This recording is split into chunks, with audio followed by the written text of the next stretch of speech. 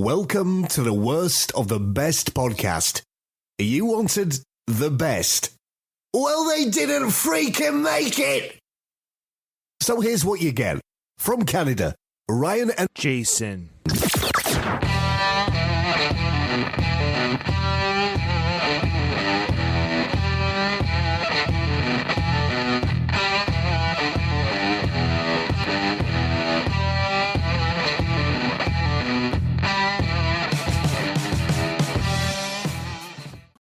Hi, everyone. Welcome back to another episode of the Worst of the Best podcast. I'm your host, Ryan. Returning again with me is my brother, Jason. It's been a bit of a break. I think February for me was a weirdly busy month. I don't know about you, but how you doing? Yeah, February seemed to go by quickly.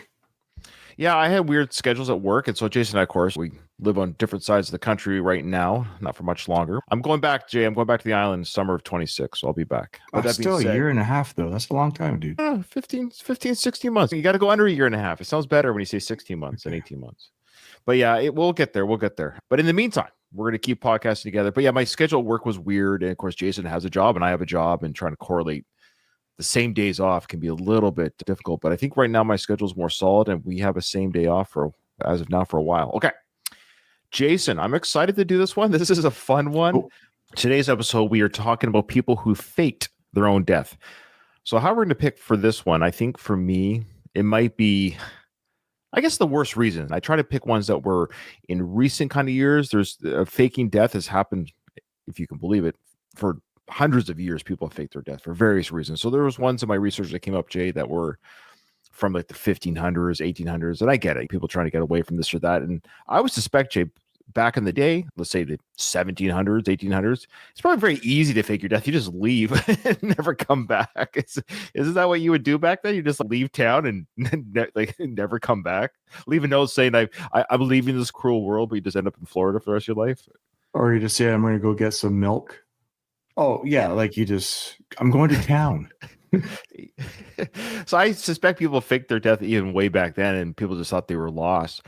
And I wouldn't even suspect people who, quote unquote, go missing. We hear about that all the time. People that go missing all the time, that their bodies are never found. They don't know what happened. There's no clues. So people probably pack up and leave a lot more than what we're going to be reporting on today. These are the ones that faked their own death. Of course, it didn't work. That's why we're talking about it. They faked their death, but they're alive. Jay, have you ever considered faking your own death?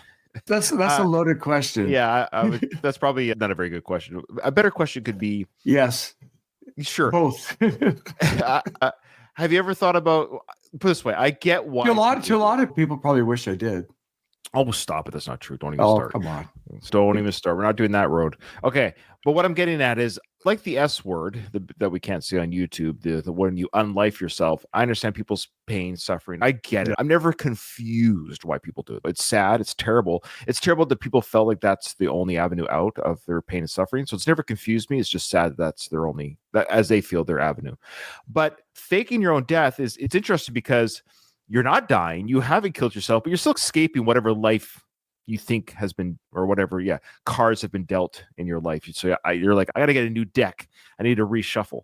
All right, so we're going to go into who these people are and the reasons why they faked their death, and even maybe how they got caught. And I suspect, Jay, for our worst pick, maybe the worst reason to bow out, fake-wise. Okay. So today, Jay, we have 9 such stories. The first one that we have is a Susan Meechan. She was a romance writer. I do have her picture. Let me give you her photo. So here she is here, Jay. She's a romance writer. She, quote unquote, died. Is it romance fantasy? I think so. I think it might be fantasy, that type of thing. You know, what's the old say? If you can't do, you teach it, or something like that. So Susan Meechan, a romance writer. Sorry. She died in 2020, quote unquote, died, according to a Facebook post from her daughter, blaming mental health woes. Her online fans mourned, raised funeral funds, and honored her legacy until she reappeared in 2023, posting, quote, "I'm back." Oh. She faked it to ditch harassment and exhaustion from her digital writing life, claiming she planned it for years. The community flipped on her. Anger replaced grief with cries of betrayal. No charges stuck since she didn't cash in on her fake death. Did you know, Jay, it's not illegal it's just illegal to profit from it. So if you fake your death, Right. but yeah, so she faked her death. She didn't get in any legal trouble. Of course, her fans were not too crazy about it. I guess it'd be interesting though. There'd be other things that you'd have to consider. Okay, do you have a rent? Do you own a house that you're supposed to keep paying off? Or I think she faked it just online. I think her online fans, I think her daughter was in on it. So you were saying about like rent and stuff. I think she didn't tell whatever her job was. For example, she still went to work. I think it was just the online community. so she tried to get the sympathy or whatever from these people. Oh, my mom passed away. We're Right. gonna raise. That to me is fraud. It's like starting a GoFundMe page when there's no Right. legit thing going on. But because she didn't cash in on anything like a GoFundMe or anything like that, no charges were given to her, but her reputation obviously tanked afterwards. All right. Jay, you've got number 8. Jesse Kipf took dodging responsibility to new heights. To skip $100,000 in child support, he hacked Hawaii's death registry, posing as a doctor to fake his own demise, then certified it was stolen digital signature. Officially dead, he pivoted to selling access to death registries on the dark web. The feds caught him, and he's now serving an 81-month sentence. Why is County, a man admitted to faking his death to avoid paying child support. 39-year-old Jesse Kipf pled guilty to computer fraud and aggravated identity theft. In 2023, he used a computer to access the Hawaii Death Registry system, where he created a fake death certificate for himself. His plea document says that he did this to avoid paying child support fees. He was initially charged with multiple counts of computer fraud and identity theft, but many of those were dropped in the plea deal. Now he owes more than $200,000 to various agencies. So he owes now, in addition to what he owed for child support because of the criminal activity, he owes an additional $200,000 as well. an additional $200,000? Yeah. Because of all of his other crimes. He's gonna have to fake his death again. Yeah, at least twice more. This guy seems like a real winner. He skips child support. Yeah. But what's interesting, though, Jay, is that he ended up selling death registries on the dark web. So he made a little bit of money on top of it. So he's like, hey, I did this for myself. I figured out how to, kill myself, so to speak. I could do this for other people if I could do it for me. So it's funny how this will come up a few times in these stories where people, It's his side hustle. but when people work very hard not to work, it's like you just get honest work and you won't go to jail. Like it's odd to me how hard sometimes people work. Oh yeah, to not work legally. if you put that much effort into an actual occupation or place of employment, Right. you could probably have a little bit of success. Yeah, like I've always thought that when I watch like drug movies or TV shows, the amount of work these cartels do of just like evading police and from growing the drugs to packaging, all the hard work and effort and organization. I understand there's money to be made hand over fist, but if you did the same amount of work for maybe less profits, but without the need of hiding, that's a different kind of peace in my life. For me, I would be more at peace in my life, not evading law daily with less money. That's true. Yeah, the stress. Yeah, the stress of being caught. Because once you're caught, it's over. And whether you're being caught by competing cartels or competing and the police, Right. You got to sleep with one eye open every day or every night around the clock. All right, Jay, for this next one, we have Karen Selkild. She's 42. She chased quick cash by faking her death for over $700,000 in life insurance. That's a good chunk of change. Worth the effort on that one. See, now we're talking. See, the other ones were like, but now we're talking. I get this isn't a bad reason to collect money for yourself. So she forged a death certificate and a coroner's report. Did she buy it off the dark web? Oh, yeah, she might have. Good call. Good call. She worked with Jesse on that one. This was inspired by a movie. When she was caught and talked about this, she actually wouldn't name the movie that inspired her to do this. And I searched online for movies that deal with this kind of thing, and a few came up. One was called Double Identity. Not identity, but yeah, that weird word. I don't know how that works. Identity. Yeah. Anyway, that's not a good title for a movie. And Gone Girl, which was actually a very good movie. Oh yeah. I listened to the audiobook. It's phenomenal. Oh, okay, cool. If no one's watched it, read the book first, watch the movie, and then you get a lot of other additional pieces of information that help, which is typical, right? Oh, it's good. The money was put in her ex's name. The bank found out about it, froze it. Suspicions flared, and she confessed to fraud, earning her 3 years in prison. Wait, that seems like a lot of time in prison, right? You freeze the assets, no one gets the money. Like, really, at the end of the day, no harm, no foul. She's not dead. Yeah, I think the idea is always is deterring, right? You have to deter. It's a pain in the butt to do this to banks and like that's what you have to give them something. You can't just give them a slot. I'm not condoning it or disagree with you per se. It seems like a long time in prison, but yeah, it does seem like a long time in prison especially if they froze the account and nothing really. Nothing was lost. Like at the end of the day, everyone got their money back, you could say, and she didn't get her money. An Aussie woman nearly pocketed $700,000 after faking her own death. 43-year-old Karen Salkild has just pleaded guilty to fraud charges in Perth. The story supposedly was that she died in a car accident in Broome. Miss Salkild then fashioned up a death certificate, funeral documentation, and a coroner's letter. The insurance company bought it and the funds were released after a few weeks. So the final step was for Miss Salkild to access the money, which she tried to do by opening up a bank account under her ex-girlfriend's name through superimposing her face onto the woman's license and passport. There is no evidence the ex knew about the crime. And this is where it starts to unravel. The funds were frozen over because of the sus ID, so Miss Salkild's next move was to show up several times to a Perth police station trying to rectify that. Her lawyer said this crazy act was inspired by a movie. She looks like was she a professional volleyball player? She might have been. Yeah, I don't know where this is. Team photo here of some sort. Yeah. All right. We wish her all the best. I think she's still in jail now. All right, Jay, you've got the next one. We have Aubrey Lee Priest, minister and financial advisor, swiped clients' savings, botched investments, and faked documents. When it crashed, he sent suicide letters confessing bank fraud and fled, hoping to ditch the FBI. In Mexico and Florida, he dealt drugs and guarded prostitutes. Caught after 18 months in 2014, he got 30 years for fraud and embezzlement. Wow. So this guy was just a criminal. Because it's not just, I'm thinking my death. So he had this whole backstory, knew that stuff was going to catch up with him, faked his death in hopes that the FBI would not keep trying to follow him, and then continued on a different life of crime.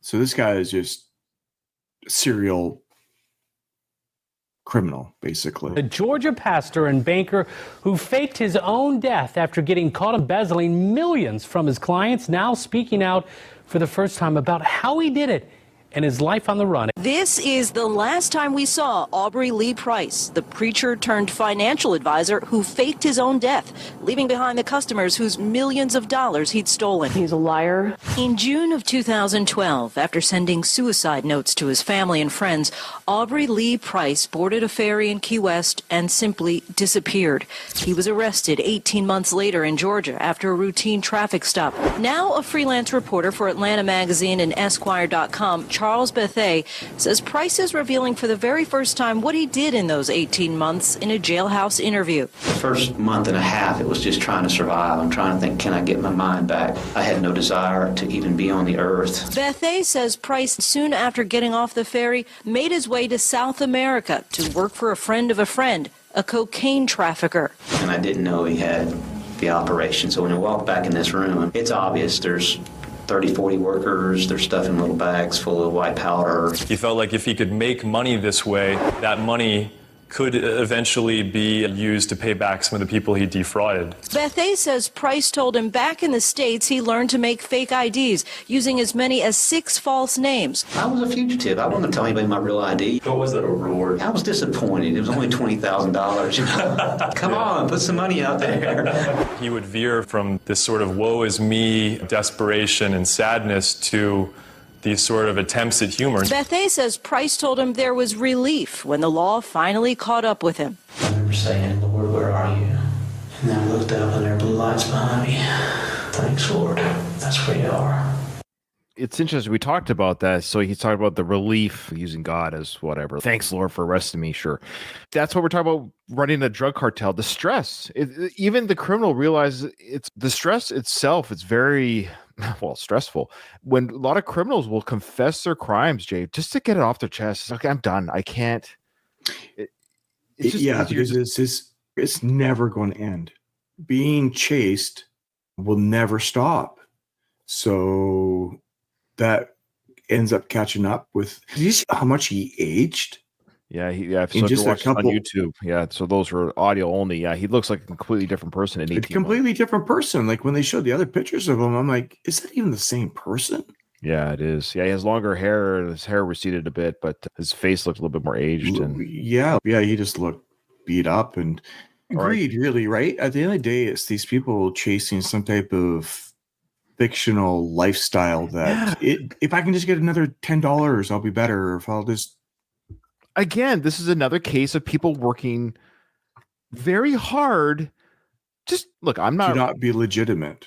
Like I'm not rich, but I don't know how, like I guess it's peace. At the end of the day, it's peace. Like I couldn't imagine planning this whole thing. I guess I find that a lot of work. It's actually, here's the thing, it's actually easier to go to work, to go work at McDonald's. That it's easier to go show up, do your shift, flip some burgers, come home and watch Netflix, than try to be a preacher of some sort of organization and embezzle your patrons or your, what do you call it, the people in the pews, and then take their money. The congregation. It's just, that's all like a lot of work and organization, and this like snake oil salesman talk with them and give me your money. Then you have to flee, right? Fake your death, flee, leave everything behind that you may have had some friends or family, who knows, just so you can now sip margaritas. And the other part of that whole thing that I don't agree with the reporter that was talking to him. Sure. There's no way he was going, I just want to make some money off of the cocaine that I'm helping package so I can pay back the people I embezzled. Come on. No, he wasn't giving any money. No, you weren't doing it for that. I feel bad. I stole all this money and I faked my death and I'm going to somehow repay all these people. That's not what he was doing. So here's the next one.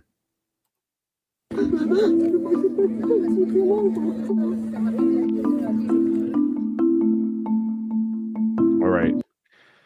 Okay. Jason, a Belgian TikToker, says he faked his own death. You saw some footage there for our YouTube viewers. You heard the crying. He faked his own death to inspire others to reconnect with their loved ones. It was a TikTok video. So it was me who prepared everything. The photos, the videos, the text. I planned it all, says David Berton, TikTok creator. So the post where my wife said she loved me, that she would miss me, I wrote it. I wrote everything. But at his funeral, Jay, and I were seeing here again, if you watch this on our YouTube channel, we'll explain it for audio listeners. There's a helicopter coming down. This is his funeral, Jay. Mm-hmm. This is his funeral. Everyone at this funeral, minus a couple family members who are in on this life lesson thing, they thought they were at a real funeral, Jay. These are people really grieving at the death of this guy. At his funeral, David Barten made a dramatic entrance arriving by helicopter. That's him in the helicopter coming down. That's real. The height of, I don't know, narcissism? Yeah. So at the time, he says, this is David speaking, he goes, at the time, they were angry, but really, they were happy that I was still alive. So here he is hugging somebody. His entrance was met with emotional reaction from family and friends. There he is hugging maybe a dad or brother, or who knows. Barton hopes to inspire others, Jason, to reconnect with their loved ones before it's too late. He goes on to say, I've lost a lot of people in my life, and I have regrets. In every case, I regret not having been there more often, not having said more to them. Now they are dead. I wanted to share this message with the people who are still living. You don't need to wait. Okay, so what are your thoughts, Jason, on TikToker David Barten faking his death and teaching us the value of now's the time to say, hey, Jason, let me take this time. Jason, you're my brother. I love you. I'm grateful for you. And one day I will be dead and you'll still feel the same. Yeah, I know. you're right. Every day that you have a conversation with a loved one could be that last day. Yeah, it could be But, the last one. but do you have to do it every day? I have to call, hey, Jay, I could die tomorrow. So here's call number 90 because we're 3 months into the year. So here's call 90 of the year to let you know that I like at some point, I get it, brother. I love you too, but what are we doing here? Boy, this one is, I understand what it is that he's trying to do, Sure. but I feel it was more about him. Yeah, well, was a TikTok creator. Of course, he had to put Right? this on TikTok. Yeah. So it was, to me, the word narcissism. He wanted to feel what it is that he's trying to teach everybody else that they should do. I want everybody to tell me how great I am when I return. And how happy they they were all so happy to see me that I wasn't dead. And they welcomed me with open. Actually, a couple of people in that video were like, I feel forced hugging you right now because I'm really, this cognitive dissonant moment is like you manipulated me. Yeah. Oh, yeah. I don't know how I would feel about this. Let's just pretend it was you that did it. And I would be, or any of our brothers, I would actually be like, come on, man. I'm like, what? Like, really? Like, yes, I'm happy that you're alive.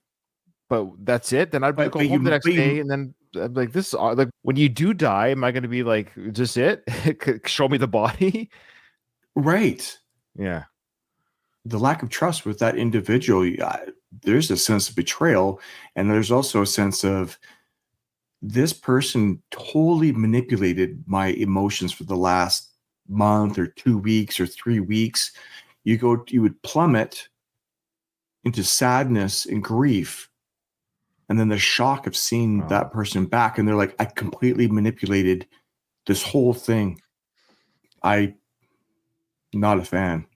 You know what would have been funny? Because he came in a helicopter. The helicopter. I was crashed. I was thinking the same thing, but I just didn't want to interrupt the story. But it's like, hey, well, since we're here anyways, they literally just have to carry the charred body over to the casket, dump it in. We're gathered here together anyways. By the way, he was alive, but he really is dead. That would have been. Yeah, he's trying to spin this to be something I agree. The message, sure. The message is, Jason, show love and appreciation to we get it. But life is life. We can't just do that daily. It gets to the point of if people aren't in your home. Yeah. Like people who know me know that I love them. My brothers, my parents, my sons who don't live in the same city, like they're married in a different city. Of course they know I love them. If my relationship is such where, maybe that's the one lesson. If you feel like your relationship is such where if you were to die today, the person would say, oh, I never spoke to so-and-so, or the last time we spoke, we were angry, then that's fine. It's a fair lesson. Yes. But that lesson was always the case. He didn't teach me anything new. No, I know. It's a TikTok view. Put it this way, would he have done this if TikTok didn't exist? No. Let's pretend the world is 2024. There is no internet. For whatever reason, there's no internet in 2024. He's alive the way he is today. Would he have performed this quote unquote stunt, this life lesson, if there was no social media? No. Yeah, that's what I mean. So what's the lesson then? Well, who's he teaching this? That's what I'm saying. It's narcissism. Yeah. All right, Jay, you've got the next one there. William Anthony Spivey, ex-police chief in Chadbourne, North Carolina, faced 70 felonies, evidence tampering, drug trafficking, embezzlement. He staged a fishing trip suicide, leaving a boat with letters and a fired rifle. Video screamed fake, and a tip found him in South Carolina. After a chase, he faced a $1 million bond, pleaded guilty to 14 felonies, and got 138 to 267 months for his short-lived dodge. A former police chief has pleaded guilty to 14 felonies and will spend the next 2 decades in prison. The district attorney in Columbus County says Anthony Spivey, who was the police chief in Chadbourne, pleaded guilty to charges stemming from allegations of mishandling evidence. Spivey was arrested last February after he tried to fake his own death during an investigation into claims he stole money, drugs, and cash from the evidence room at the Chadbourne Police Department. The DA's office says this plea agreement avoids a trial that would have lasted a long time. Spivey must also give up his law enforcement badge for good. I need your badge and your gun. They do the movies. Okay, here's a prime example, Jay. Sorry, here's a prime example. I think we're gonna go. I think we're gonna do the same thing. Go ahead. Yeah, that's a great gig. He was young. He's younger than us, it looks like in that photo or that video. He's probably in his mid-40s at the latest. He's a police chief. He was a handsome enough looking guy, probably married with a family. Who knows? Dude, just keep your hands off the evidence. Just enjoy your pension. What are you doing? And the other thing is how, like the picture of him as the police chief doing his job, and then his appearance as a criminal. Yeah, it's weird. It looks like almost two different people. The weight, the stress of being involved in criminal activities, just like that preacher, it looks like two different people. And obviously, as a police officer, you think you would know the outcome of what you're doing, like the inevitable thing. That's the it's crazy inevitable. Thing. His handling of it's just I'm surprised, and maybe the plea deal was. I wonder if any of his buddies were in on it with him. You got to wonder, was he acting alone? That's probably one of the first things. There was us, and he didn't bury any of his buddies, so he probably took a plea deal. Maybe I don't know. Actually, no, a plea deal would mean he might give names. It doesn't say. I'm just trying to think of again. I'm too pragmatic. Well, he's going. Look, I'm not going to go through a trial. We're not going to waste your money and time in the court system and lawyers and everything. And I'll just save everybody the grief. Right. And maybe protect people, right? Like he's just, I won't. I'm going down. I don't need to lose it. Other people don't have to lose their pension with me type thing. Right. Who knows? Yeah. Who knows? But yeah, look, obviously there's corruption everywhere in government, police forces, even in doctors' offices. There's doctors that steal medication. This is a reality. Humans are funny. We're funny people. I get it. Anyways, yeah. Police chief. Can I just say, yeah, of course. 20 years. He looked, I don't know how old he was. He looked 35. No, I was saying, I think he might have been. I would say he was young looking. Police chief. I don't know what how long it takes to become a police chief, but even if he joined at 19, 20, sure, he could be 40. I think he's at least 40. 20 years on the force, police chief makes sense. Maybe 38 to 42, that area. So yeah, he'll be out when he's 60 out of jail. Is that what you're saying? Jeez. 20 years is a long time. 20 years is a long time behind bars. That's. Yeah, 20 years can feel like a long time out of prison. Yeah. It's got to feel like 3 times longer in prison. I'm not trying to be morbid, but if I was, would you fake your own death? No, I would not fake my own death. If I was thrown in jail, I'd be like, I'm done. This life, it didn't work out. It didn't pan out the way I'd hoped. That's why they have unlifing watches on prisoners, because I get it. And it's complicated, man. Prison's complicated. I understand prison for protecting the public from dangerous individuals, but I don't, man, it's tricky I'm not trying to get too tangenty here, but it's really tricky to put. Because here's the thing, this guy, let's say he took drugs and money from evidence. Let's just say that's what he took cocaine, Jay. He sniffed cocaine from the evidence locker, and he went to the strippers with the money. I'm just saying, but here, or he sold the drugs. Sure, but what I'm getting at, he didn't kill anyone. He didn't beat anybody up. He didn't. That's why I was even saying earlier the girl that got 3 years. Yeah, exactly. I'm like 3 years for no one really lost much.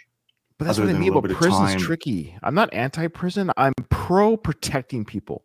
So it's tough because it's just like you put a halt on his life.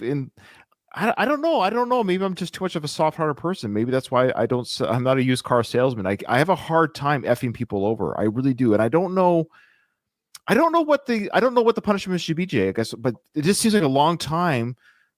5 years, 2 years, 1 year, just because you sniff cocaine out of the evidence locker. Like, I don't know. But what do you do with it? Maybe fire him for sure? Fire him? He can't work at the police he loses all obviously he's fired, he loses everything. Yeah. But 20 years behind bars with people that he put there, that's dangerous for him. I'm sure some of our listeners are some hard-nosed, Ryan, you're too much of a, what do you call it? A bleeding heart. Maybe the older I get, I'm more of a bleeding heart. There's almost pain and suffering in the world. I don't know. Evidence tampering, that's not good.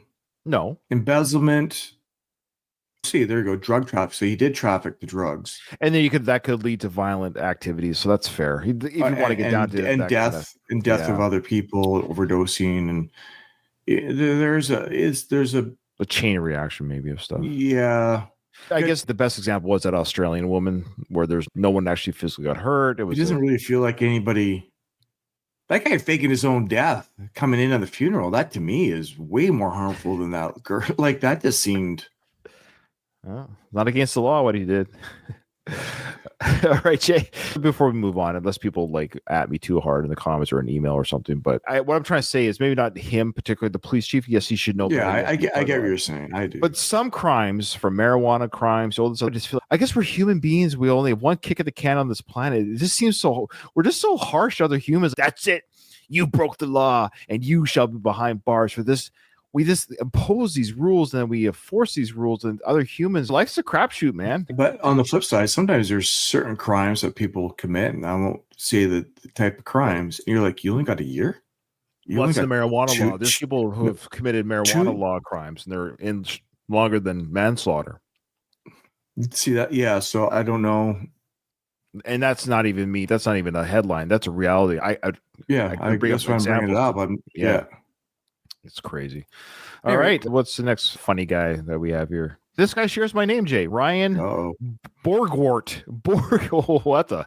Holy, that's a bad last name. Borgwart. So he vanished, Jason, leaving his kayak, car, and wallet. No body, but an online girlfriend in Uzbekistan raised eyebrows. Borgwart resurfaced in court, leaving the story murky. So this is a digital age crime. November 10th. Ryan arrived on U.S. soil. The Green Lake County Sheriff's Department revealing Ryan Borgwart of Watertown willingly returned to the United States. Authorities gave no detail into how exactly Borgwart arrived, only stating he got on an airplane. As for how he left the U.S., it's quite a journey. Authorities say he rode an e-bike from Green Lake to Madison, took a bus to Detroit, and crossed over into Canada. We now know Borgwart flew from Toronto to Paris. A probable cause statement claims he ultimately ended up living in the country of Georgia. As to what compelled him to come back, his family. Green Lake County Sheriff Mark Podol became emotional as he thanked numerous agencies which helped piece together the case. They're the ones that kept us going. Oh, dude, why are you getting emotional about this case? That's odd. Sorry, I'm not trying to make fun of this law enforcement guy, but why? What was the crime? I'm a little confused still. This was actually the most confusing one we've done. So, Buddy left his family and friends to maybe go be with somebody in a different country, is what it sounds like, right? Yeah, a girl, which probably wasn't even a real girl once you got there. That's the catfishing, yeah. He got I just got duped. I got duped. I gave her all my money. He arrives back in shame. Oops, that didn't work out. So I'm coming back to America. So the crime. I think he faked his death. He faked his death, but he actually left. So why is this hardened police officer? I don't know. He's really choked up about his team working hard on this case. Oh boy, I can understand they found a missing girl or something. You know what I mean? Did he murder the girl when he was back? Okay, let's go back a bit. Let's hear I love how the newscast and Buddy started crying. We have to acknowledge this because he got emotional. The case. They're the ones.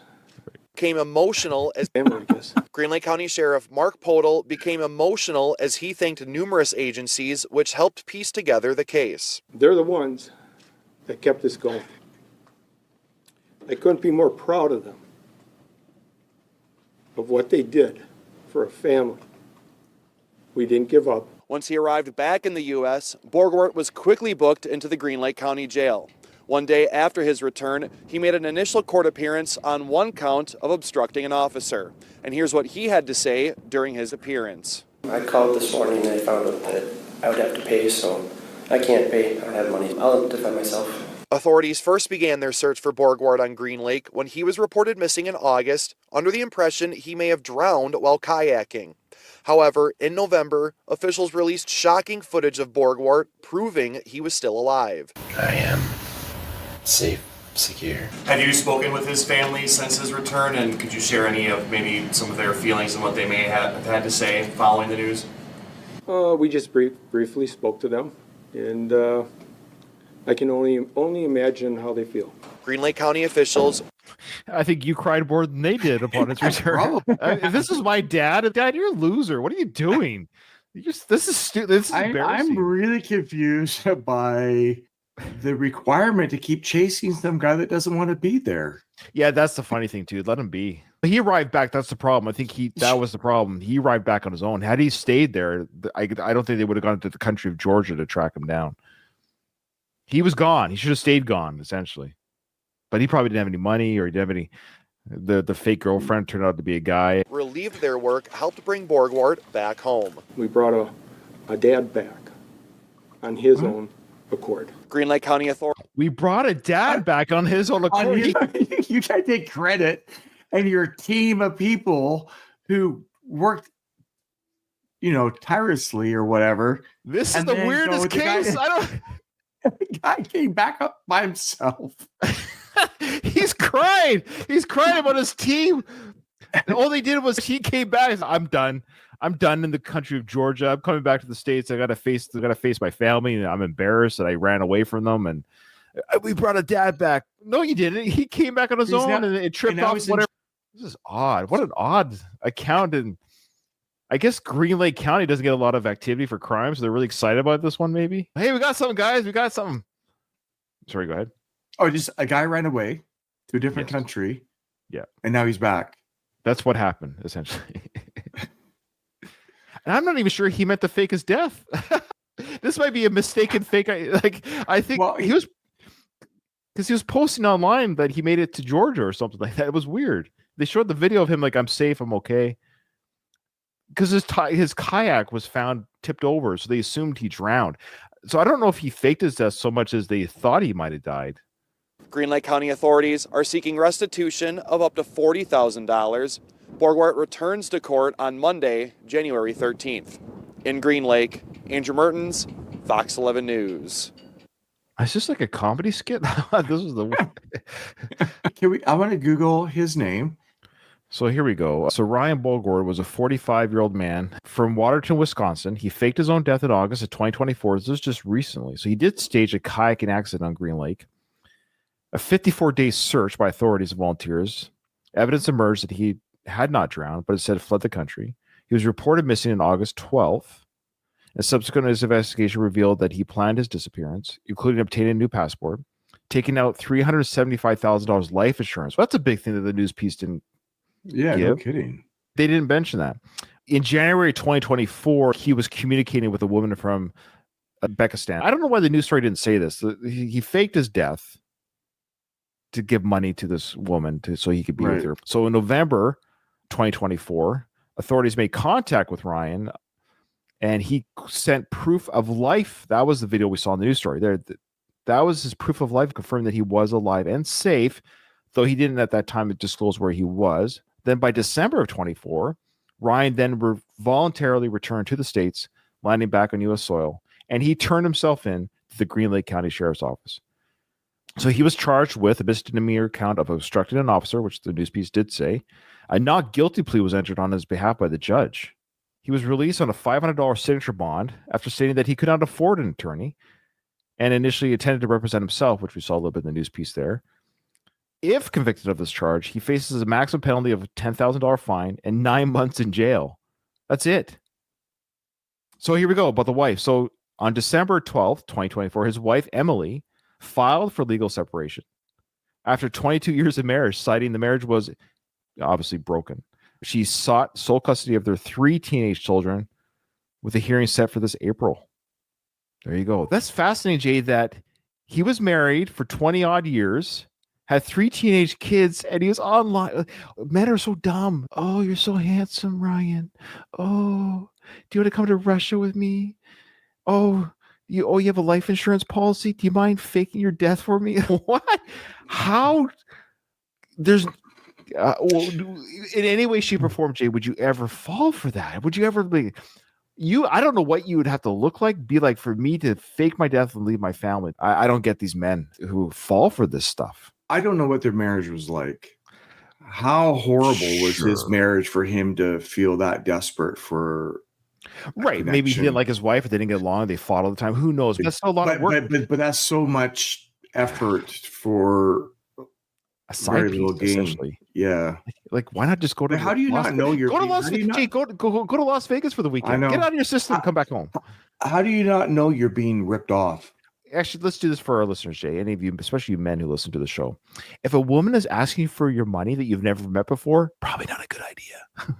Probably not a real thing. If anyone's asking anything of you other than just chatting or texting, great. But they start asking for Visa or prepaid Apple cards or something, it might not be a real relationship. But why did people fall for that, Jay? All I can say is it's a desperation. It is desperate. Yeah. Okay. All of these people. Well, it you're seems like right. most of these people are in a state of absolute desperation, trying to change their life from what it is to something that they hope is better. I guess. In some weird thing, right? It seems like most people are like, I want to escape this life and in search of something better. That's the only conclusion I can come up with, which is sad. In most of these, ultimately, there's a lot of human sadness to the desperation that these people are feeling that they're stuck in. So, Jay, the next one, we have Maria Lulu Dorantes. She was a Mexican immigrant who married former boxer Ramon Sosa in 2009.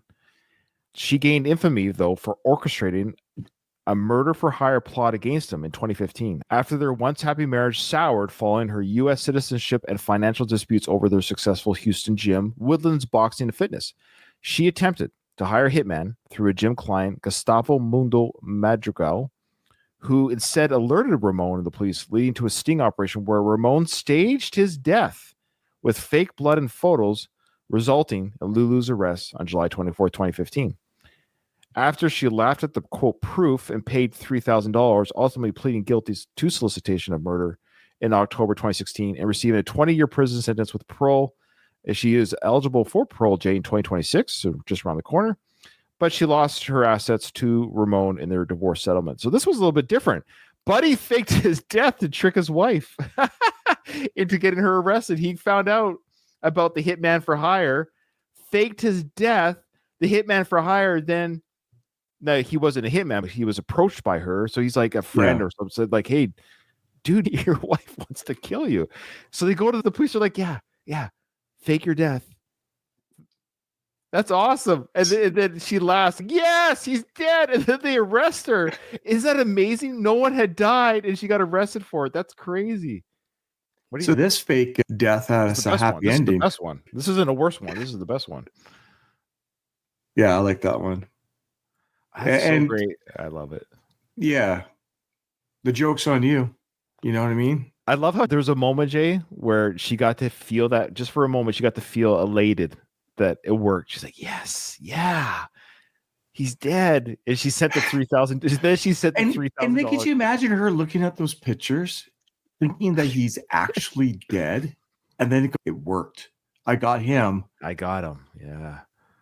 I want to see the photo. Is there a photo? Let me see. I want to see a picture of her. Sure. Let's see if we can find that too. One sec.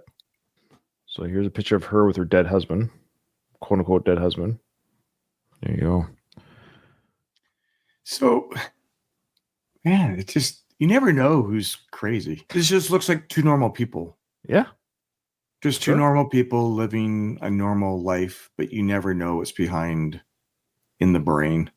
What schemes and plans people have and what they're actually thinking, plotting in this case against you, and you have no idea. He had no idea. No, and not until his friend told him. She wanted him dead. So she's basically a killer at heart. Oh yeah, she celebrated. So weird. You can't really trust anybody. Yeah, honestly. Oh, my wife could be plotting my death for all I know. Very well could be. And if it happens, then it happens, I guess. Well, I guess I'm dead. Well, hopefully you got the hitman to... I don't think any of my friends are close enough to me to care about me that much. I don't know how old she is, but she looks like mid-40s. 20 years in jail? Yeah. Wow. What a waste. To get this far along in life and only to... Okay, Jay, for our last one. 25-year-old Shahraban K reportedly spent weeks scouring social media for a lookalike in Germany before finding her victim, 23-year-old beauty blogger Khadija O. Promising Khadija free beauty treatments, Shahraban lured her into a car. She then took the victim into a remote wooded area where Khadija was brutally stabbed 56 times. Shahraban then placed the woman's body in the trunk of her own car, intending to pass the victim off as herself to deceive her family. Forensic examinations later identified the victim, exposing Shahraban's diabolical plot to fake her death and escape her past life. Shahraban and a male compliance have now been found guilty of murder after a year-long trial. Jeez. How did they think they're going to get away with that? Did they ever heard of DNA? So Shahraban K, she was an Iraqi German woman. She faked her death to escape family drama. So she lured that 23-year-old lookalike with a beauty treatment offer. Then with Shakir K, the guy that we saw in the video, stabbed her 56 times. If I was getting stabbed, like by stabbing 28, I'd be like, guys, can you just stab me somewhere other than my leg and arms? If you're gonna kill me, can you just put it through my neck, please, or something? Like, I'm sure she was dead long before they did the 56 to hide the identity. They did that to hide the identity. So they left her body in the car. Bizarre. What a weird one. So she took the identity of the murdered victim. Was that the idea? I'm confused about that part. No, he killed her in hoping that people thought that the girl that planned it all was the one murdered. Oh, okay. Okay. Slow down. Okay. I don't know why this was tough for me. Okay, so if I found someone who looked like me, yes, I would lure Ryan Doppelganger into a forest, kill that person, then show that body to you, my brother, via my friend, saying, "Look, Ryan's been destroyed." Yeah. Oh, you're like, yeah, that kind of does look like Ryan, but it's hard to tell because he's been stabbed 56 times in the face. And, yeah. But what about dental records? I was going to say, they've never heard of DNA? Blood everywhere. Blood all over the car. Even if my face was smashed to a pulp, they'd just grab a tooth and say, they just do a blood.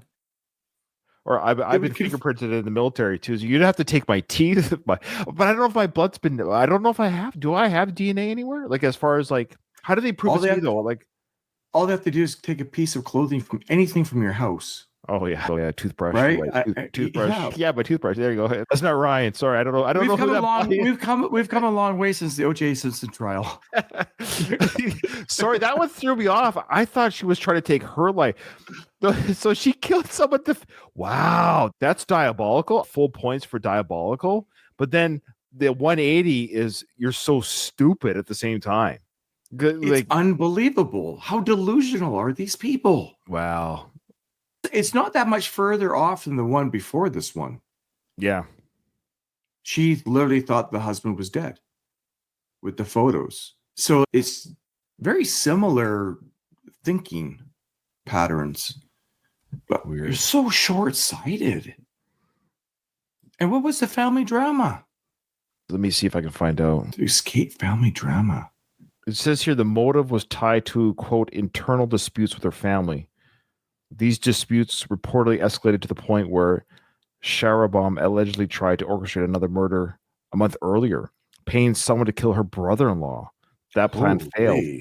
As of now, no appeals or further family statements from Shahraban's side have surfaced publicly, leaving the full extent of her familial motivations speculative but undeniably tumultuous.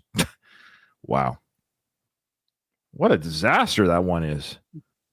Okay, there you go. Those are our 9 stories of people faking their own deaths.